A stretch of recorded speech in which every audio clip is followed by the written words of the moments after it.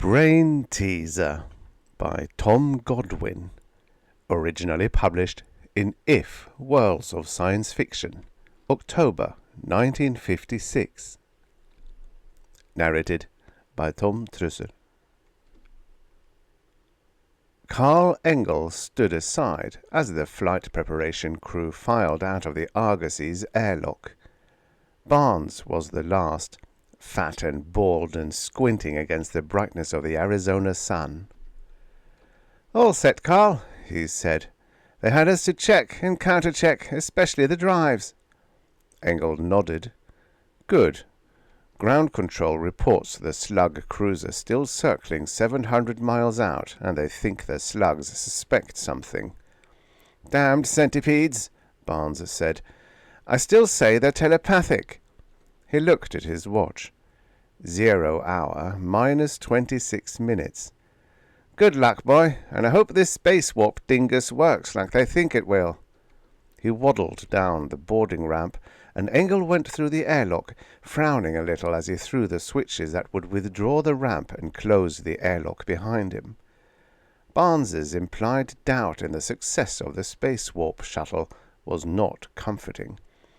If the shuttle failed to work, the Argosy would be on the proverbial spot with a Slug Cruiser eager to smear it well thereupon.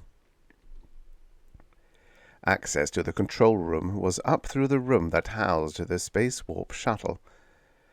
Dr. Harding, the tall, bristle-browed physicist, and his young assistant Godwin looked up briefly as he entered, then returned their attention to their work. The master computer, borrowed from MIT, stood like a colossal many-dial refrigerator along one wall. A protective railing around it bore a blunt "Keep Out" sign, and it was never left unwatched. Godwin was seated before it, his fingers flitting over the keyboard and the computer's answer panel replying with strange mathematical symbols. The space warp shuttle sat in the middle of the room, a cube approximately 2/3 of a meter along the edge, studded with dials and knobs and surmounted by a ball of some shining silvery alloy. Dr. Harding was talking into the transdimensional communicator mounted beside the shuttle. Engel went on to the computer and waited outside the railing until Godwin finished with his work and turned in his seat to face him. "The last check question," Godwin said. "Now to sweat out the last 20 minutes. "If you've got the time, how about telling me about the shuttle?" said Engel. "I've been kept in the dark about it, but from what I understand, the shuttle builds up a field around the ship, with a silver ball as the center of the field, and this field goes into another dimension called the space warp." "Ah, it could be described in that manner," Godwin said, smiling a little.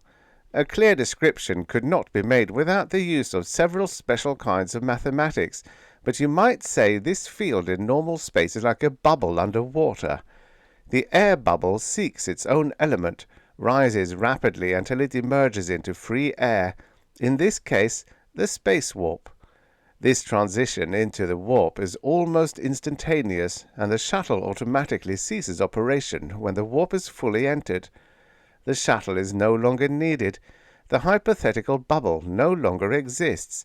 It has found its own element and merged with it." "I know that a light hour of travel in the warp is supposed to be equivalent to several light years in normal space," Engel said. "But what about when you want to get back into normal space?" "The original process is simply reversed. The shuttle creates a bubble that cannot exist in the warp and seeks its own element, normal space." "I see. But if the shuttle should—" He never completed the question. Dr. Harding strode over, his eyes blue and piercing under the fierce eyebrows as he fixed them on him. He spoke without preamble. "You realize the importance of this test flight with the shuttle, of course? Entirely aside from our personal survival should the Slug Cruiser intercept us?" "Yes, sir," he answered, feeling the question suggested an even lower opinion of his intelligence than he had thought Harding held. Project Space Warp existed for the purpose of sending the Argosy to Sirius by means of the Space Warp shuttle and bringing back the Thunderbolt by the same swift method. The Thunderbolt, Earth's first near-to-light-speed interstellar ship, was a huge ship, armed, armored, and invincible. It had been built to meet every conceivable danger that might be encountered in interstellar exploration, but the danger had come to the solar system from the direction of Capella 9 years after the departure of the Thunderbolt. 8 cruisers of the pulpy 10-foot centipede-like things called slugs had methodically destroyed the colonies on Mars and Venus and established their own outposts there.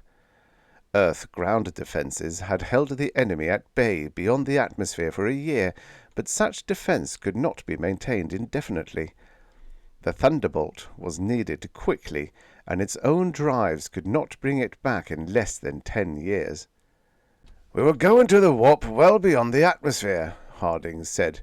"Transition cannot be made within an atmosphere, since a very moderate normal space velocity of the ship will be transformed into a greater-than-light velocity when in the warp.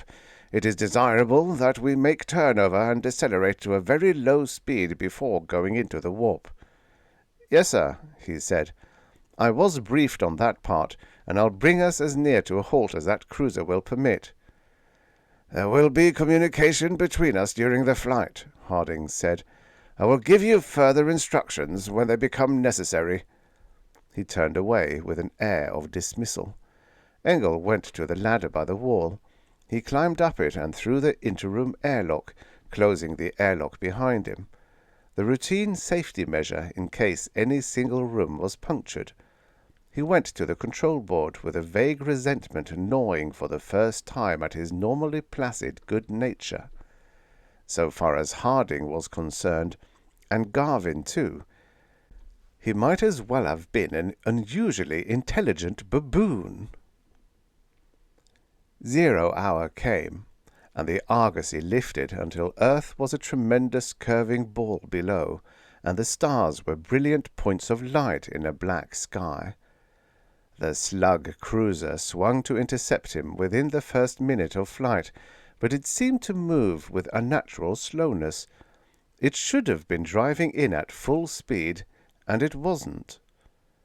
"Something's up," ground control said. "It's coming in too slowly." "I see that," he answered. "It must be covering something beyond it, in your radar shadow." It was. When he was almost free of the last traces of atmosphere, he saw the other cruiser, far out and hidden from ground control's radar by the radar shadow cast by the first one. He reported, giving its position and course as given him by the robot astrogating unit. "We'll have the greatest amount of time if I make turnover now and decelerate," he finished. The voice of Harding came through the auxiliary speaker. "Do so." The Argosy swung, end for end, and he decelerated. The cruiser behind him increased its speed, making certain it would be in position to cut off any return to Earth. The other cruiser altered its course to intersect the point in space the Argosy would soon occupy, and the Argosy was between the rapidly closing jaws of a trap. He made reports to ground control at 1-minute intervals. At 11:49 he said, "Our velocity is approaching 0. We'll be within range of the second cruiser's blasters in 2 more minutes." Harding spoke again to him. "We'll go into the warp now. Do not alter the deceleration or the course of the ship while we're in the warp." "I won't," he said. There was a faint mutter from the auxiliary speaker as Harding gave some instructions to Godwin. Engel took a last look at the view screen, at blue-green Earth looming large in the center, Orion and Sirius glittering above it, and the sun burning bright and yellow on the right. It was a scene he had observed many times before, all very familiar and normal. The chronometer touched 11:50, and normalcy vanished. Earth and sun and stars fled away from him, altering in appearance as they went, shrinking, dwindling. The seas and continents of Earth erupted and shook and boiled before Earth faded and disappeared. The sun changed from yellow to green to blue, to a tiny point of bright violet light that raced away into the blackness filling the screen, and faded and disappeared as Earth had done. Then the view screen was black, utterly, completely, dead black. And the communicator that had connected him with ground control was silent, without the faintest whisper of background sound or space static. In the silence, the voice of Harding as he spoke to Godwin came through the speaker, puzzled, incredulous, almost shocked. "Our velocity couldn't have been that great, and the sun receded into the ultraviolet." There was the quick sound of hurrying footsteps, then the more distant sound of the computer's keys being operated at a high rate of speed. He wanted to ask what had gone wrong, but he knew no one would answer him. And it would be a pointless question. It was obvious from Harding's tone that he did not know either. He had an unpleasant feeling that man's first venture into another dimension had produced catastrophic results. What had caused sun and earth to disappear so quickly, and what force had riven and disfigured earth? Then he realized the significance of Harding's statement about the sun receding into the ultraviolet. If the ship had been traveling at a high velocity away from the sun, the wavelength of the sun's light would have been increased in proportion to the speed of the ship.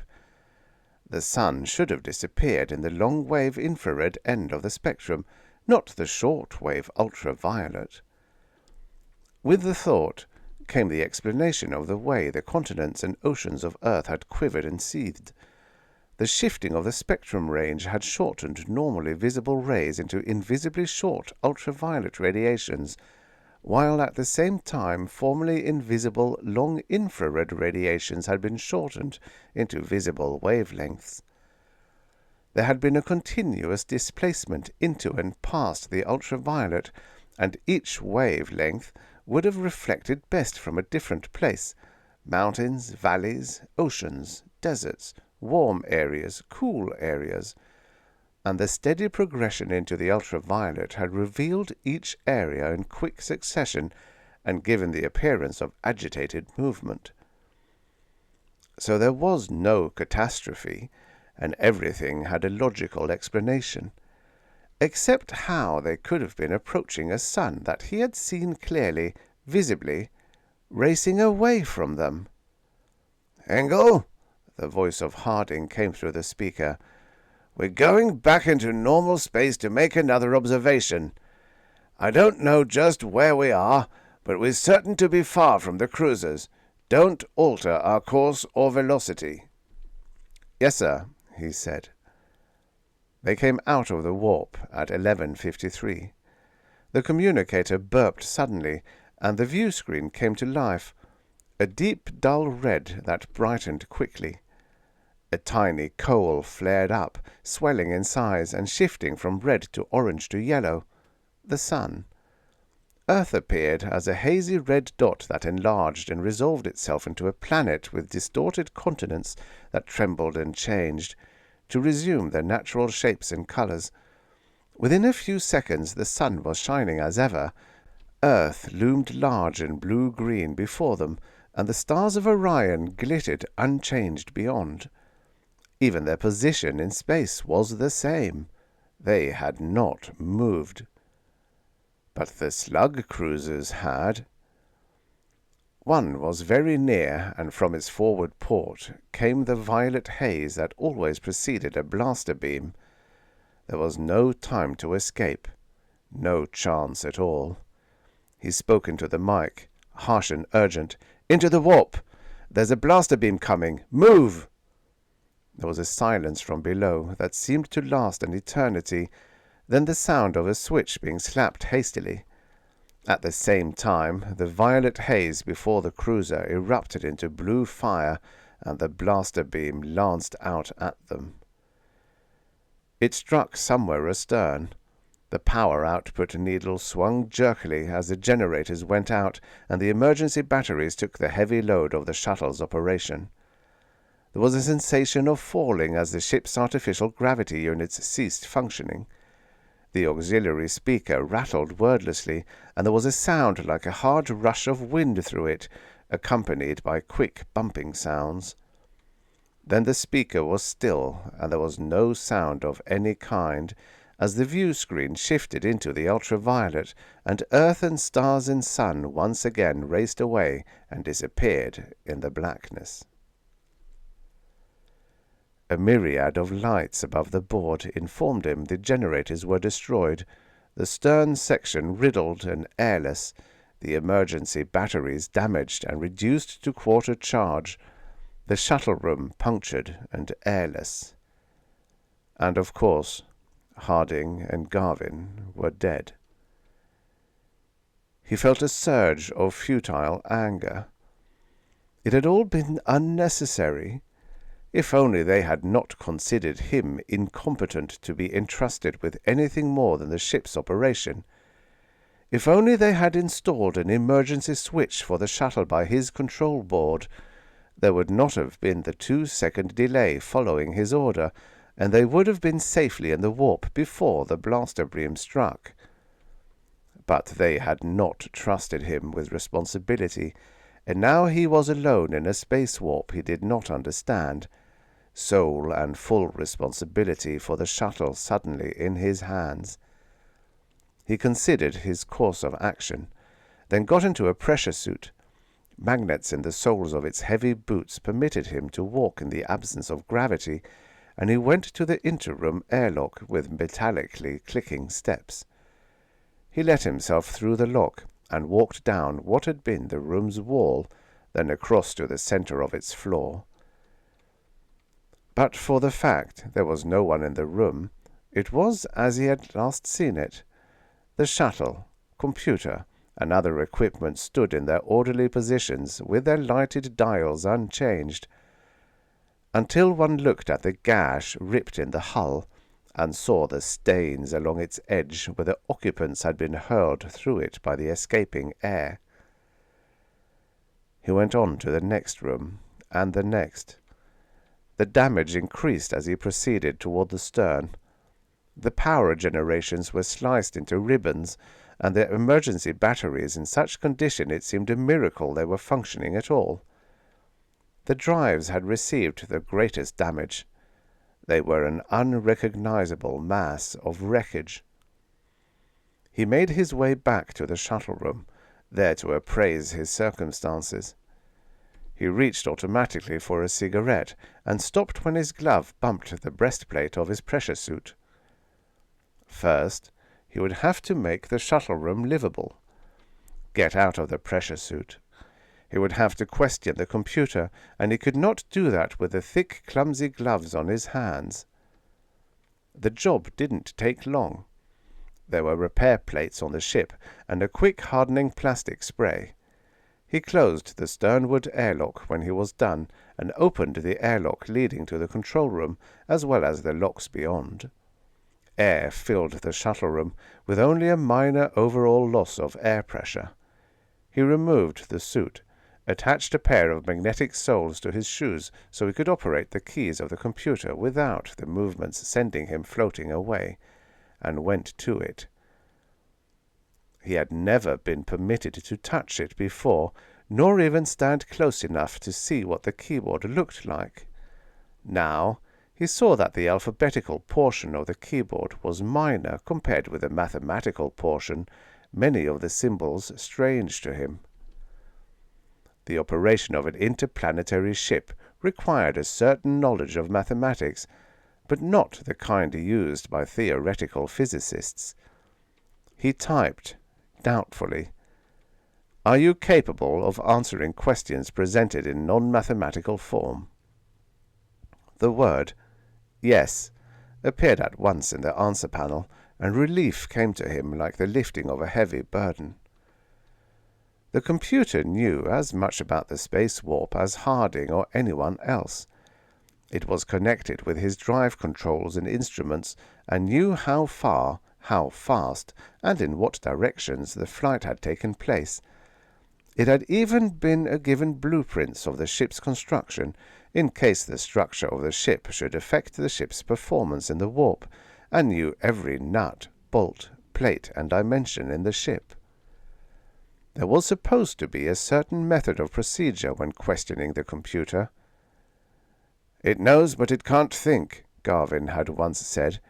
"It lacks the initiative to correlate data and arrive at conclusions unless the procedure of correlation is given it in detail."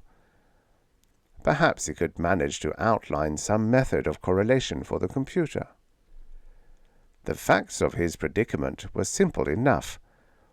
He was in an unknown medium called the space warp. Something not anticipated occurred when a ship went into the warp, and Harding had not yet solved the mystery when he died. The physicists in observation would be able to find the answer, but he could not ask them. The forward movement of the ship was not transferred with it into the warp, and if he emerged into normal space, the waiting Slug Cruisers would disintegrate him before he spoke 3 words to observation. There was a pencil and a tablet of paper by the computer. He used them to calculate the time at which the charge in the damaged batteries would reach a critical low, beyond which the charge would be insufficient to activate the shuttle. The answer was 1353. He would have to go out of the warp at 1353, or remain in it forever. He had a great deal less than 2 hours in which to act. He typed the first question to the computer. "What is the position of this ship relative to normal space?" The answer appeared on the panel at once, the coordinates of a position more than a light year toward Ophiuchus. He stared at the answer, feeling it must be an error. But it could not be an error. The computer did not make mistakes. How, then, could the ship have travelled more than a light year during its second stay in the warp, when it had not moved at all during the first stay? Had some factor of the warp unknown to him entered the picture? As a check, he typed another question. What was our position, relative to normal space, immediately before this ship was shuttled back out of the warp?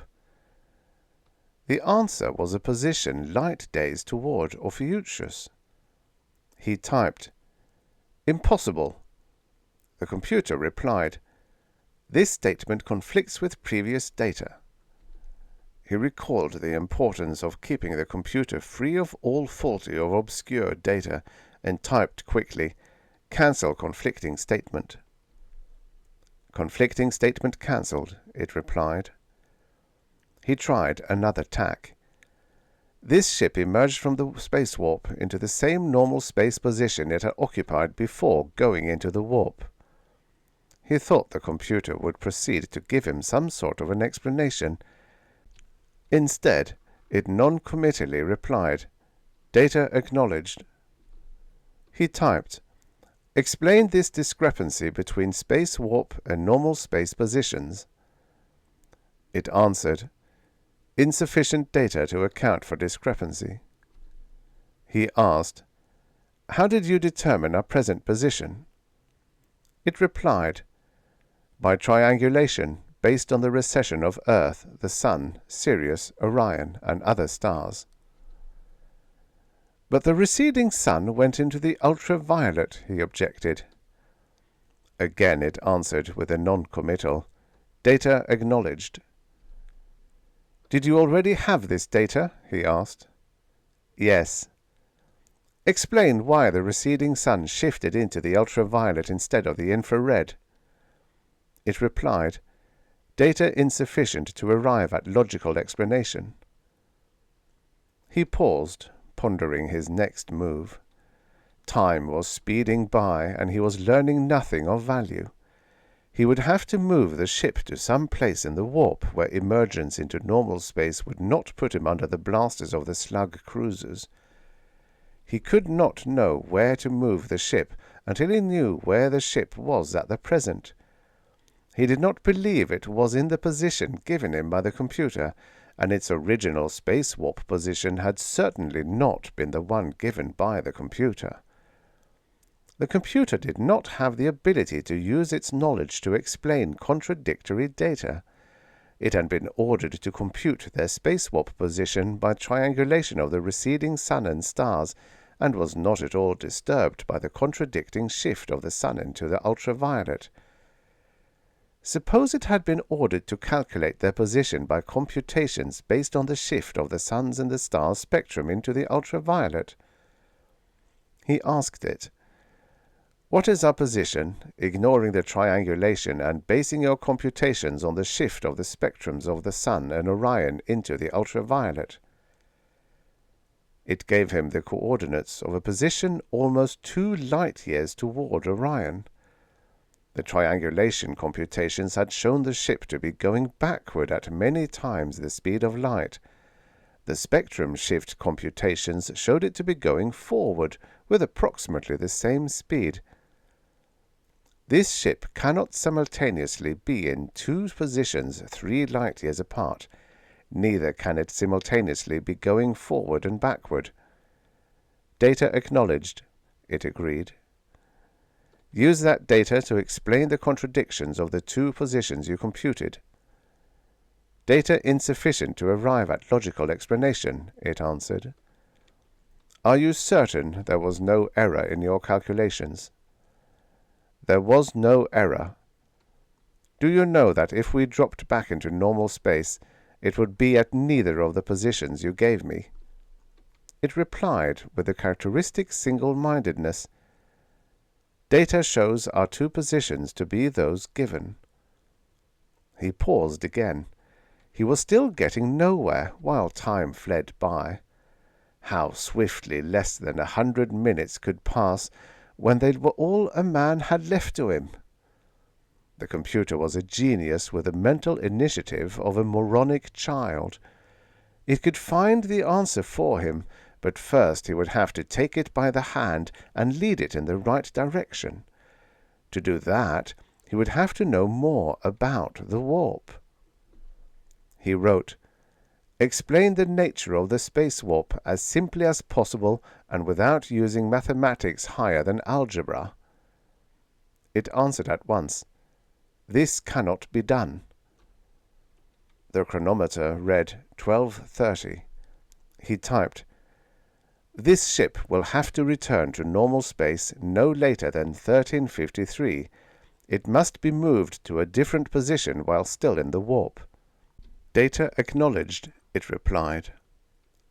"This ship cannot occupy 2 positions at the same time. Your memory files should contain sufficient data to enable you to find the explanation of this 2 positions paradox. Find that explanation." "Submit method of procedure," it answered. "I do not know how. You will have to arrive at the explanation unaided." "This cannot be done," it replied.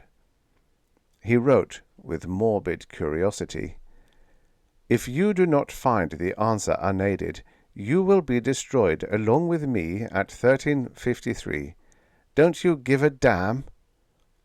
It answered, "Give a damn is a semantic expression I do not understand. Clarify question."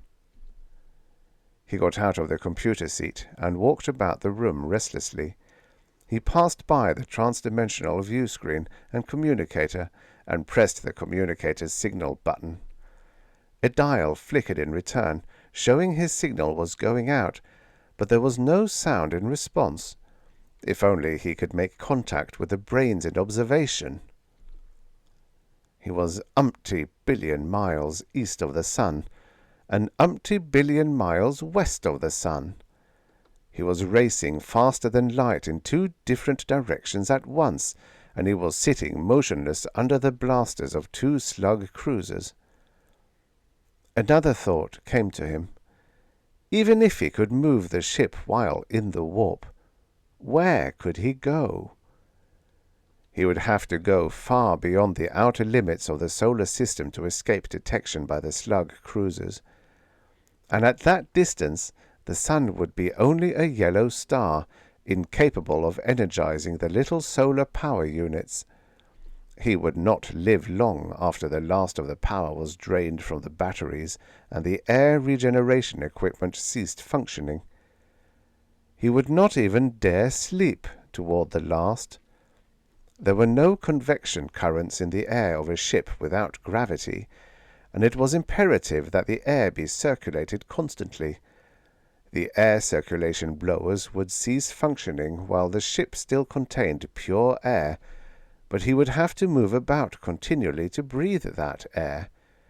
Should he lie down to sleep, he would smother to death in a carbon dioxide bubble of his own making. If he managed to emerge into normal space at some point just outside Earth's atmosphere, beyond range of the cruisers, his driveless ship would descend as a blazing meteor. If, by some miracle, he could emerge into normal space just a few inches above the space field, it would be to materialize into space already occupied by air. Such a materialization would be simultaneously fatal to him and to the electronic components of the shuttle and computer. And if he did not move the ship, the Slug Cruisers would disintegrate him. He had 4 hypothetical choices of his way to die, all equally unpleasant. He smiled wanly at his reflection in the bright metal bordering the view screen and said, "Brother, you've had it." He went to the control room, there to brush his fingers across the useless control buttons and look into the view screen that revealed only black and limitless nothing. What was the warp? Surely it must have definite physical laws of some kind. It was difficult to imagine any kind of existence, even the black nothing of the warp, as being utterly without rule or reason. If he knew the laws of the warp, he might find some means of survival hitherto hidden from him. There was only one way he could learn about the warp. He would have to question the computer and continue questioning it until he learned or until his time was up. He returned to the computer and considered his next question. The computer had calculated their positions from observations of the sun and other stars in front of the ship. What would similar calculations based on observations of the stars behind the ship reveal? He typed, "Use first the triangulation method and then the spectrum shift method to determine our position from observations made of the stars of Ophiuchus." The answers appeared. They showed the ship to be simultaneously speeding away from Ophiuchus and toward it. He asked, "Do these 2 positions coincide with those resulting from the observations of Orion?" "Yes," it answered. Was the paradox limited to the line of flight? He asked the computer, "What is our position, course, and speed as indicated by the stars at right angles to our forward-backward course, by the stars of Ursa Minor and Crux?" The answer appeared on the panel. The ship was racing sideward through the warp in 2 diametrically opposed directions, but at only 1/3 the speed in which it was racing forward and backward. So now the ship had 4 impossible positions and 2 different speeds. He frowned at the computer, trying to find some clue in the new data. He noticed, absently, that the hand of one of the dials was near 0 in the red section of the dial. He had not noticed any of the dials registering in the danger zone before. He jerked out of his preoccupation with apprehension and typed, "Tell me in non-technical language the meaning of the hand near 0 on the dial labeled Max et Ref." It answered, One of my circuits was damaged by the sudden release of air pressure. I will cease functioning at the end of 4 more minutes of operation." He slammed the master switch to off. The lights on the board went out. The various needles swung to 0, leaving the computer a mindless structure more than ever resembling an overgrown refrigerator. 4 minutes more of operation, and he had so many questions to ask before he could hope to learn enough about the warp to know what he should do. He had wasted almost an hour of the computer's limited life, leaving it turned on when he was not using it. If only it had told him. But it was not the nature of a machine to voluntarily give information. Besides, the receding hand of the dial was there for him to see. The computer neither knew nor cared that no one had thought it worth while to teach him the rudiments of its operation and maintenance. It was 12:52. 1 hour and 1 minute left. He put the thought aside and concentrated on the problem of finding the key to the paradox. What conceivable set of circumstances would cause receding stars to have a spectrum shift that showed them to be approaching the ship? Or, to rephrase the question, what conceivable set of circumstances would cause approaching stars to appear to dwindle in size? The answer came, with startling suddenness and clarity. There was no paradox. The ship was expanding. He considered the solution, examining it for flaws of logic, and found none. If he and the ship were expanding, the wavelength of light would diminish in proportion to the increasing size of the retinas of his eyes, and the scanner plates of the transdimensional view screens would become shorter and go into the ultraviolet. At the same time, the increasing size of himself and the ship would make the Earth and Sun relatively smaller and therefore apparently receding. The same theory explained the 2 different speeds of the ship.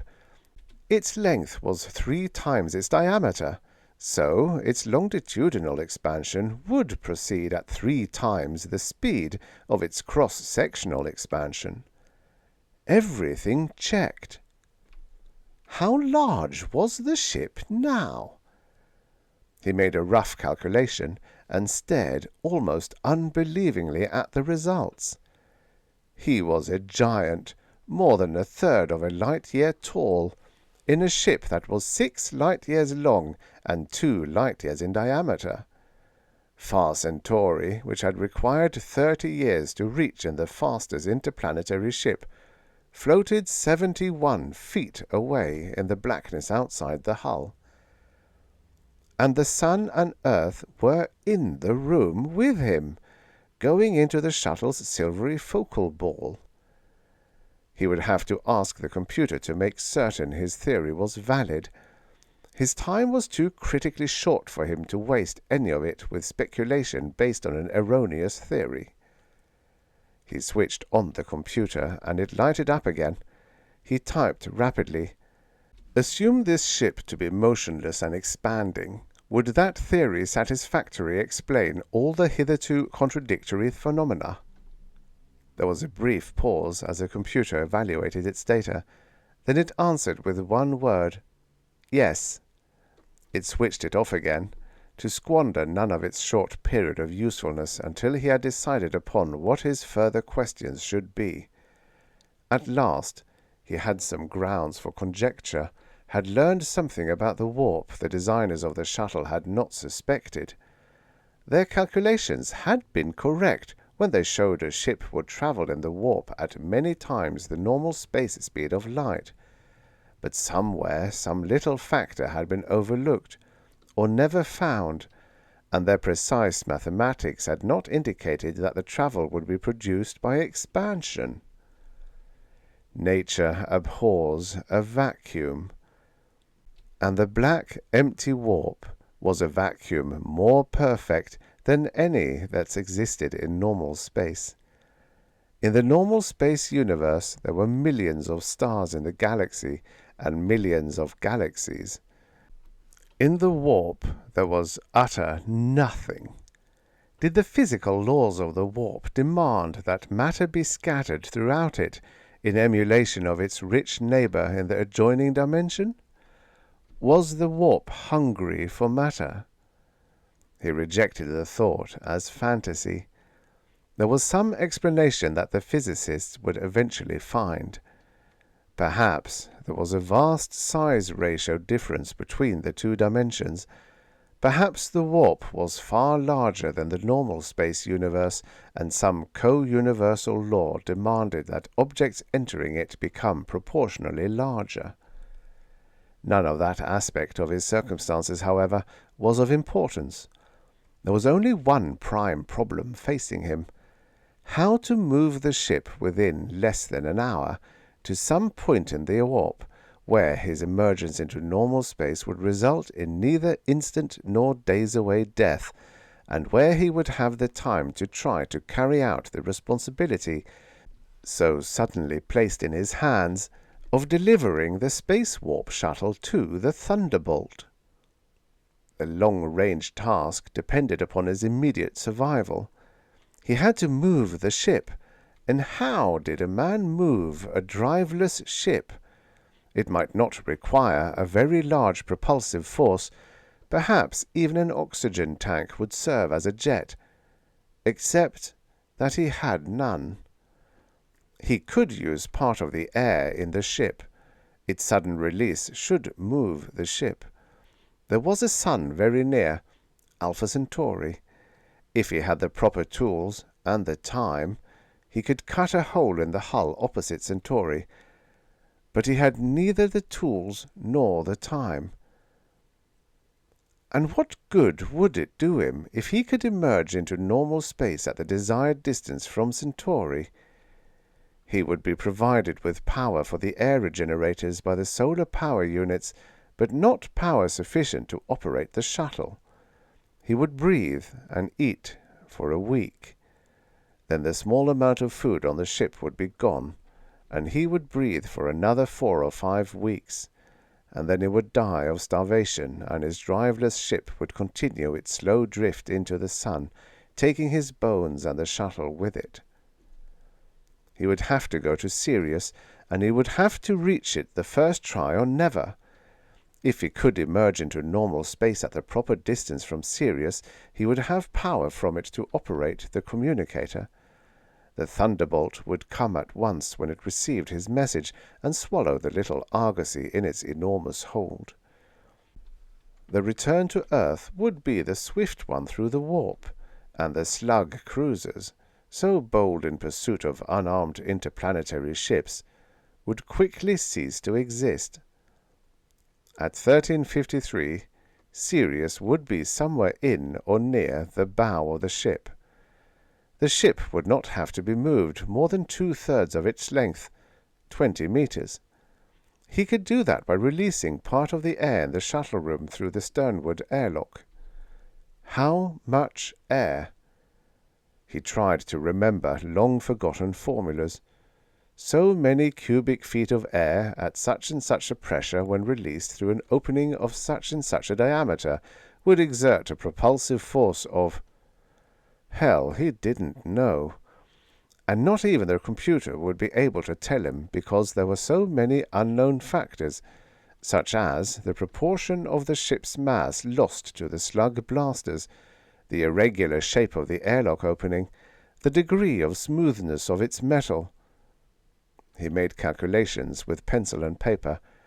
He would have to move the ship with extreme precision. A light hour short of the proper distance put him too far from the sun for it to power the communicator. A light hour beyond put him in the sun's flaming white heart. 1 light hour out of 8.6 light years was approximately 1 part out of 75,000. He would have to move the ship with an accuracy of 0.03 centimeters, 1/100th of an inch. 1/100th of an inch! He laid the pencil back down. almost numbly. He could never open and close an airlock and move a mass of thousands of tons with an accuracy of 1/100th of an inch. The very thought of it was wildly fantastic. He was already far closer to Sirius than he would be if he tried to get any closer, and that was over 8 light-years from it. He looked at the chronometer and saw the hands had already reached 13:20. 33 minutes left to him.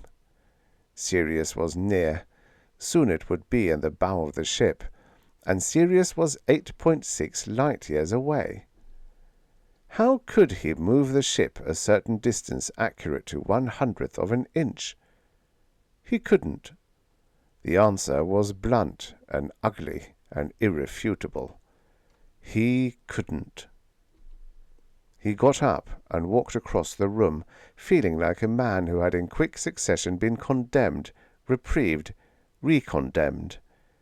He had been projected into a situation for which he had had no preliminary training whatever, had been made sole custodian and operator of a computer and a space-warp shuttle that he had never before been permitted to touch. He had used the sound, but not at all brilliant mind nature had given him to solve the riddle of the paradoxes and learn where he was and where he wanted to go. He had done quite well. He had solved every problem of his survival and the shuttle's delivery except the last one. He passed by the shuttle and stopped to rest his hand on the bright silvery focal ball. The solar system would be deep inside the ball, the atoms of the ball larger than Earth, perhaps, and far more impalpable than the thinnest air. The Slug Cruisers would be in there, infinitesimally tiny, waiting for him to return. No. Faulty reasoning. The solar system was, as it had always been, not diminished in size, and not really in the ball. It was only that 2 different points in 2 different dimensions coincided in the ball. He saw the answer. He did not have to move the ship to Sirius. He had only to move the ball. There would be little time, very little time. First, to see if the warp shuttle was portable. It was. When he unfastened the clamp that held it to the stand, it lifted up freely, trailing a heavy cable behind it. He saw it was only a power supply cable, with a plug that would fit one of the sockets in the bow of the ship. He left the shuttle floating in the air, leashed by the cable, and went to the computer. Next, he would have to know if Sirius would be fully in the ship. He switched the computer on and typed, "Determine the distance from the center of the warp shuttle's focal ball to the space warp position of Sirius at 1353, basing your computations on the expanding ship theory." It gave him the answer a moment later. 18.3496 meters. He visualized the distance, from his knowledge of the ship's interior, and saw the position would be within the forward spare parts room. Next, to learn exactly where in that room he should place the shuttle. He could not do so by measuring from the present position of the shuttle. The most precise steel tape would have to be at exactly the right temperature for such a measurement to be neither too short nor too long. He had no such tape, and the distance from the focal ball was only part of the necessary measuring. He would have to measure off a certain distance and a precisely certain angle from the purely imaginary central line of the ship's axis to intersect the original line. Such a measurement would be impossible in the time he had. He considered what would be his last question to the computer. The hand was touching the 0, and his question would have to be worded very clearly and subject to no misinterpretations. There would be no follow-up questions permitted. He began typing. It is desired that this ship emerge into normal space 1 light hour this side of Sirius at 1353. This will be accomplished by moving the warp shuttle to such a position that its focal center will be in a space warp position coinciding with the normal space position 1 light hour this side of Sirius at 1353. Consider all factors that might have affected the dimensions of this ship, such as temperature changes produced by our normal space acceleration and deceleration when computing the position of Sirius. Then define that location in relation to the structural features of the room's interior. Do this in such a manner that placing the shuttle in the proper position will require the least possible amount of measuring distances and angles. It seemed to take it an unduly long time to answer the question, and he waited restlessly, unpleasantly aware of the hand touching 0 and wondering if the computer's mind was baffled by the question. The mind that thought best in terms of orderly mathematics and could not know or care that measurement by protractor and tape would result in a position fatally far from that described by the neat, rigid figures. Then the answer appeared, beautifully concise. Position will be in corner of room, 764.2 centimeters above floor plate, 820 centimeters perpendicular to panel AA, 652.05 centimeters perpendicular to panel AB. The computer died with an oddly human sigh. Its last act had been to give him the location of Sirius in such a manner that he could accurately position the shuttle's focal ball with the aid of the precision measuring devices in the ship's repair room. He went to the shuttle and picked it up in his arms.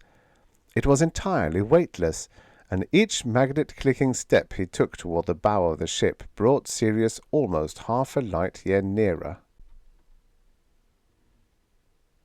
He squinted against the white glare of Sirius in the view-screen as he continued his terse report to the Thunderbolt's commander. "I have about a week's supply of food. How long will it be until you reach me?" The commander's reply came after the pause caused by the distance involved. "We'll be there within 3 days. Go ahead and eat hearty. But how did you travel from Earth to Sirius in only 2 hours? My God, man! What kind of a drive did that ship have?" "Why, it didn't have any drive from the start," he said. "To get here, He frowned thoughtfully. "You might say I walked and carried the ship."